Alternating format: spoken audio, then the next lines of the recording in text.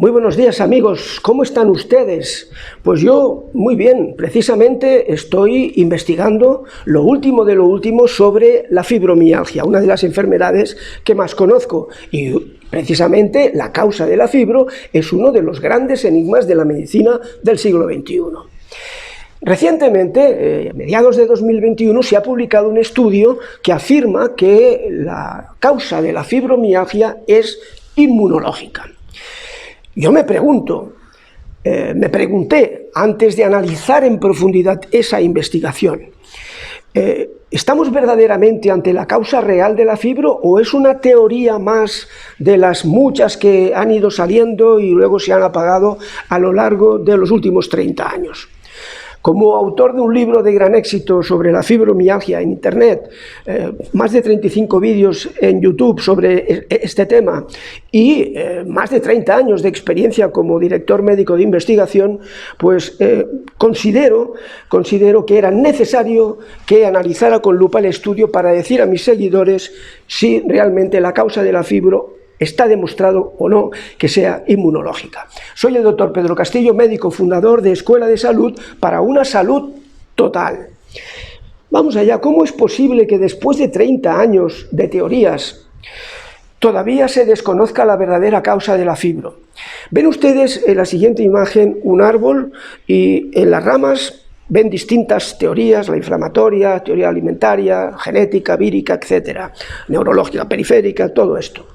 Y un comentario mío abajo que dice que yo considero que no se conoce todavía, como dicen la gran mayoría de expertos en el tema, que se ha estado buscando en las ramas lo que está en la profundidad bajo tierra oculto en las raíces. Y la pregunta es, ¿esta teoría inmunológica será por fin lo que estaba escondido en las raíces? Miren, ¿cuál es la conclusión del estudio de 2021 sobre la teoría inmunológica? Pues lo que se ha distribuido en Internet, lo que circula, es la noticia en prensa, porque el estudio en sí solamente puede ser comprendido por expertos en investigación biomédica, etcétera, etcétera. De modo que la noticia, escrita por periodistas y muy correctamente en la gran mayoría de casos. Bien. Por ejemplo, en el periódico ABC de España se dice, un estudio sugiere, muy bien, sugiere que la fibro tiene un origen inmunológico, muy correcto. Y añaden, muchos de los síntomas de la fibro son, yo creo que sería más prudente haber dicho, podrían ser causados por anticuerpos que aumentan la actividad de los nervios sensibles al dolor en todo el cuerpo. Y estos anticuerpos es lo que llamamos pertinente para este estudio, la IgG. IgG significa inmuno, G minúscula globulina, inmunoglobulinas son anticuerpos, son inmunoglobulinas, y el tipo G, inmunoglobulina G, IgG. Bien. ¿Qué significaría que la fibro fuera una enfermedad autoinmune? Pues significaría que debería tener tres características. La primera es que tenga un factor de predisposición genética. Y conocemos ya que sí, se han hecho estudios que han encontrado polimorfismos genéticos. O sea, eso por ahí, bien. En segundo lugar, debería ser una enfermedad reactiva a factores ambientales. Ambientales quiere decir, pues desde gérmenes a tóxicos, o yo añado factores sociales, familiares, de experiencia personal del enfermo, etcétera, etcétera. Bien, factores ambientales, los hay. Y por supuesto, en tercer lugar, y no el último, sino el más importante, autoanticuerpos. Es decir, anticuerpos que son inmunoglobulinas, contra los propios tejidos, células y tejidos del enfermo. ¿Y estos anticuerpos, estos autoanticuerpos, de dónde procederían? Pues mire, estoy diciendo que si son contra los tejidos propios del enfermo, pues ¿cuál es el estímulo para que se produzcan? Pues son unos antígenos que se llama, que son unas sustancias químicas que hay en la superficie de esas células. Y estas sustancias químicas despiertan en unas células de la sangre, que son los linfocitos B, por ejemplo, los activan para que produzcan esos anticuerpos, autoanticuerpos, ¿Que qué van a hacer? Pues lo que van a hacer es reunirse, unirse con el antígeno, y es a partir de ahí cuando se produce en esa unión autoanticuerpo con el antígeno el daño en las células y los tejidos del enfermo. Ese es el mecanismo. Y puedo dar algunos ejemplos de las enfermedades autoinmunes más frecuentes. Por supuesto, de la cabeza a los pies podríamos decir, por ejemplo, pues la esclerosis múltiple o esclerosis en placas, que la tengo subrayada porque lo que más me interesa en este caso es, siendo la fibromialgia una enfermedad que tiene un mecanismo neurológico importantísimo y, por supuesto, ese ya sí demostrado, me interesa sobre todo comparar si es inmunológica con otras enfermedades inmunológicas también que afecten el sistema nervioso, como es la mía. Pero también tenemos el lupus, o tenemos la tiroiditis de Hashimoto, la intolerancia al gluten, la artritis reumatoidea, el asma bronquial, enfermedades cutáneas como el vitíligo, por ejemplo, psoriasis, etc. Y en todas ellas hay autoanticuerpos que, como es el caso del lupus y ven en la imagen, utilizamos para el diagnóstico, cosa que todavía no tenemos en la fibro. Bien, ¿qué hizo sospechar a los investigadores que esta enfermedad pudiera ser una enfermedad autoinmune? Pues como siempre en investigación científica se parte de una observación, y es que se observó que de 1 a 2 de cada 10 enfermos con una enfermedad reumática autoinmune, como por ejemplo la artritis reumatoidea, 1 o 2 de cada 10 padecían también fibromialgia. En mi experiencia es una cifra correcta. 1 o 2 de cada 10 suelen padecer además una fibromialgia que siempre describo como de tipo 2. Esto por un lado.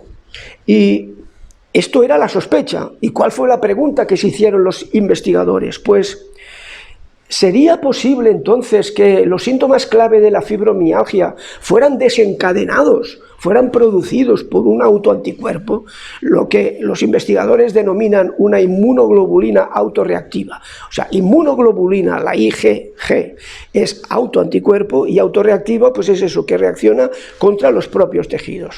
Para que ustedes, si leen el término, lo sepan entender. Antígenos de la fibro, que por cierto tendrían que identificar, decir cuáles son. ¿Cómo se hizo el estudio de 2021 y qué se encontró? Pues se tomaron muestras de sangre y se separó el suero de personas con fibro y de personas sanas. Se purificó de ese suero para obtener la inmunoglobulina, la IgG, y esta inmunoglobulina IgG se inyectó en ratones. Y entonces, ¿cuál fue la hipótesis que plantearon los investigadores? ¿Podremos, inyectando esta inmunoglobulina, este autoanticuerpo en los ratones, reproducir muchos de los síntomas de los enfermos fibromiálgicos? El modelo inmunológico del estudio es este que les acabo de explicar, y los resultados fueron pues interesantes, porque sí, algunos ratones experimentaron comportamientos propios de haberles inducido dolor con esa inmunoglobulina IgG, incluso cambios en las fibras nerviosas periféricas en la piel, aumento de la sensibilidad al frío, etc. Pero, ¿qué errores he encontrado en el estudio que cuestionan o limitan la validez de estos resultados? Pues miren, en primer lugar es que se habla de un estudio, y en ciencia somos muy prudentes, y hasta que no hay varios o muchos estudios que coinciden todos ellos en los hallazgos, no afirmamos algo, no afirmamos. Prudencia. Y también tener en cuenta que es un estudio con sangre de personas enfermas frente a sanas, pero en animales de experimentación. En segundo lugar, es un error de procedencia, es decir, estos pacientes procedían de unidad de dolor, y sabemos que la mayoría de los pacientes fibro no están en la unidad de dolor. Por lo tanto, no es una muestra que decimos en ciencia representativa de la mayoría de los pacientes. Es como si en unas elecciones se hace una encuesta en la calle y se muestran los resultados pues, de un grupo muy seleccionado de personas que no representan a la población en general. El tercer error es que el número de pacientes fue muy pequeño. 44 pacientes para una enfermedad que es cajón desastre, como la fibromialgia en cuanto a los síntomas, etcétera, es una muestra tan pequeña que es muy poco representativa. Es un error importante. Bueno, error, es una limitación importante.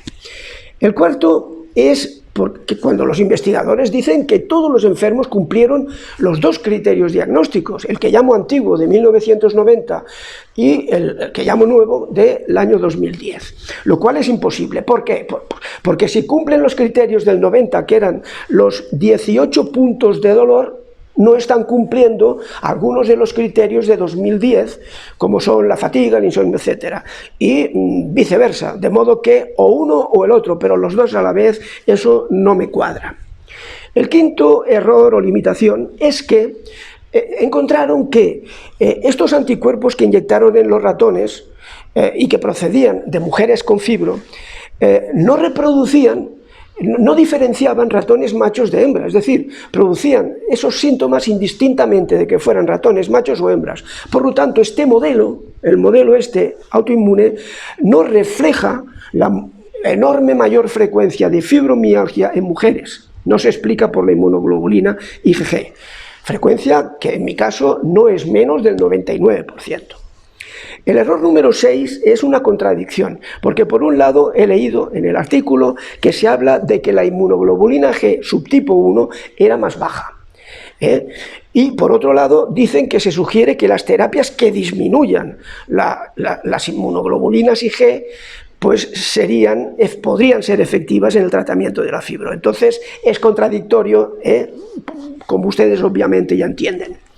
Y el séptimo error es importante que lo sepan. Miren, ellos dicen, se sugiere como conclusión que las tratamientos que reduzcan los niveles de inmunoglobulina G podrían ser efectivas en el tratamiento de la fibro. Pero vamos ahora a ver cuáles son.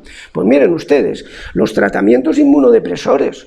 O sea, esto implicaría, si realmente fuera así, tratar a estos enfermos con corticoides o con interferón beta o con anticuerpos monoclonales, metotrexato, ciclofosfamida, micofenolato, etcétera, etcétera. Incluso algo así como si fuera una diálisis, una hemodiálisis, con lo que se llama la plasmaféresis. Los mismos investigadores lo dicen al final. Ellos dicen, sería plausible utilizar terapias que reduzcan los niveles de inmunoglobulina G porque podrían ser efectivas en estos pacientes. De modo que sabemos, por ejemplo, que los corticoides no son eficaces en estos enfermos, fibro. Por lo tanto, ahí es un problema importante para esta teoría. Finalmente, ¿cuáles son mis conclusiones? Mis conclusiones son dos. Por un lado, que no está demostrado. No está demostrado. Hay algunos apuntes, pero esto es muy, que decimos en ciencia, preliminar. No está, por lo tanto, no está demostrado que sea autoinmune. En mi conocimiento del tema yo pienso que tal vez, por lo que se ha encontrado en los ratones, podría, si se demuestra, ser lo que se llama también en ciencia un epifenómeno, es decir, algo que ocurre, y en este caso localmente en determinadas zonas del sistema nervioso, mediado algo por estas inmunoglobulinas IgG, pero que no sería la causa, sino una parte de los mecanismos finales de producción de todos los síntomas de la enfermedad. Termino con una reflexión que me gusta repetir en estos casos, y es que en ciencia, en investigación, quien no sabe lo que busca, no entiende lo que encuentra. Les dejo con una invitación para que vean el vídeo mío sobre la causa de la fibro, en el que verán mi aportación a los factores predisponentes, desencadenantes, causas con causas, etcétera, etcétera, y causa universal o común, que me la encuentro en todos los enfermos. Bien, amigos, eso es todo por hoy. Espero que este vídeo les haya arrojado algo de luz y de claridad a este tema de la causa inmunitaria supuesta de la fibro. Y sin más, pues si el vídeo les ha gustado, no olviden compartirlo y darle me gusta. Suscríbanse a este canal Médico del Conocimiento Científico y no olviden darle a la campanita para que cada vez que subo un nuevo vídeo, YouTube les avise. Gracias y que tengan una buena semana.